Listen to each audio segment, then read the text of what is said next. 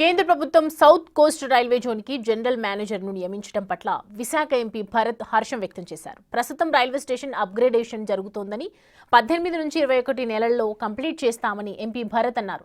Railway జోన్కి general manager లేకపోవడంతో railway అభివృద్ధి జరగటం లేదంటూ ప్రతిపక్షాలు విమర్శించారన్నారు. జోన్ పనులు వేగవంతంగా చేస్తున్నామని, కేంద్రం జనరల్ మేనేజర్ని నియమించడంతో ఇప్పటికైనా ప్రతిపక్షాలు విమర్శలు ఆపుతారని ఆశాభావం వ్యక్తం చేశారు. మన సౌత్ కోస్ట్ రైల్వే జోన్కి ఒక జనరల్ మేనేజరు అపాయింట్ చేయడం జరిగింది. త్వరలో ఆయన కూడా ఇక్కడికి వచ్చి రిపోర్ట్ చేసి అంతా యాక్టివిటీస్ కూడా టేకప్ చేస్తారు.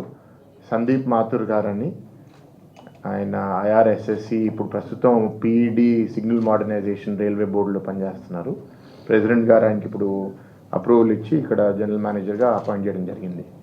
సో గత కొన్ని రోజులుగా ఏంటంటే జోన్ అనౌన్స్ అయింది, ఇక్కడ జనరల్ మేనేజర్ ఎప్పుడు చేస్తారు, దాని తర్వాత గెజెట్ ఎప్పుడు ఇష్యూ చేస్తారని కొందరు అడగడం జరిగింది. సో ఈ నిర్ణయం కేంద్ర ప్రభుత్వం రైల్వే బోర్డు తీసుకోవడం మేమందరం అభినందిస్తున్నాము.